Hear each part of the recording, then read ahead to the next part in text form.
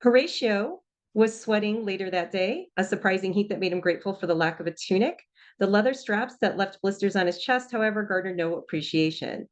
Village farmers wanted furrows for their early summer plantings, and there weren't enough horses to complete the job, or they didn't want to use the healthy animals for such low work.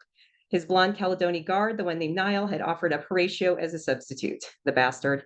The blisters popped and peeled, and blood began to run under them, yet he still dug his feet into the fresh earth, pulling the broad blade plow as a fat village farmer followed, balancing it with wooden handles.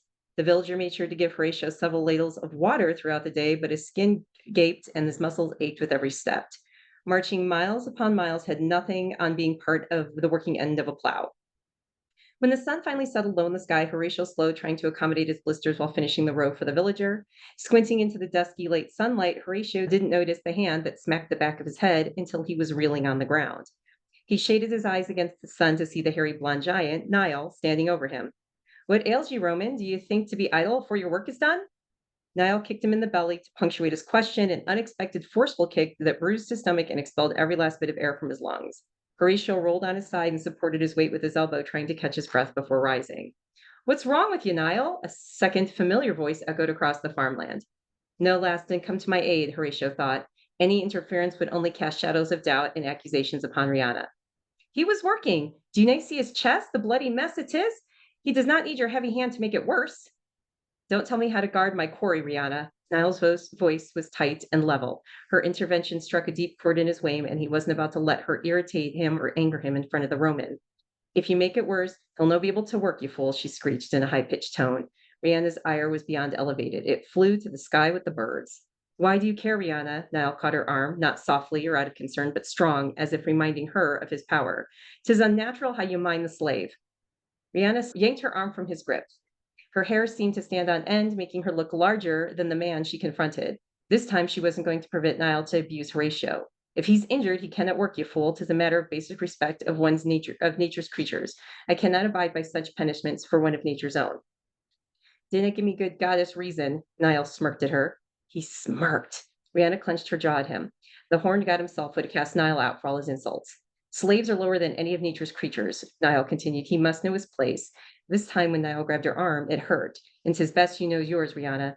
His last statement was ominous, but Riana dismissed it as he walked away. She rushed to Horatio, who sat mutely in the dirt. He didn't want to imagine Niall's reaction if he had tried to intervene. The portly farmer crouched down with Riana, another ladle of water in his hand. "'Tis fine, lassie," the farmer told her as he handed Horatio the cup. "We are quite finished. I'll have the Roman return to his hut." Riana nodded, turning her attention to Horatio. Her eyes narrowed at the bloody blisters. "Isla will accompany me then when I tend you this eve. Your wounds need to be treated." Horatio gasped as he tried to drink and breathe at the same time. Then he cut his eyes to Riana. "'Twould be best if you didn't bring my meal tonight. Send Isla alone. I will not be much for conversation, and I don't think we should give your blonde man any more reason for suspicion or violence." Riana's skin bristled. "He's not my blonde man," she spit out. Horatio finished his water and handed the ladle back to the farmer, nodding his thanks. "You better tell him that," he told her before struggling to his feet. The farmer and Riana both reached out a hand to Horatio. Horatio turned his back to Riana and was led away by the fat villager. Her mind was a jumble of confusion. Niall was perfectly acceptable, handsome young man of her tribe. He was everything she should want in a man, yet she felt nothing for him, nothing more than the friendship they shared, and his youthful rash behavior today only confirmed it. So was it her fault if his heart pined for her? Her father granted Riana the right to pick her husband, but what if she waited too long? How long would her father's patience last? Might she end up wed to the young Niall out of necessity? She tossed and turned in her furs, trying to remedy her lack of affection for Niall with the over affection she felt for the Roman. It's because he's new to the tribe, different, she told herself, like having a new land or a bronze twerk.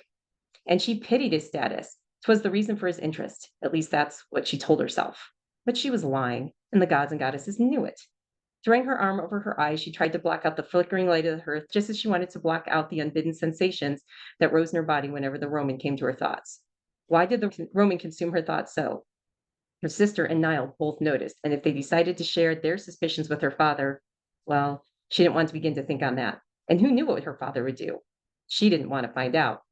Riana sought to harden her emotions against Horatio, view him the same way that the rest of the Caledonian did, but the more she tried to ignore him and not think about his sun-kissed skin, his rough hands touched her gently, his lips, shivers danced across her breast into her lower belly. "Stop," she screamed to herself.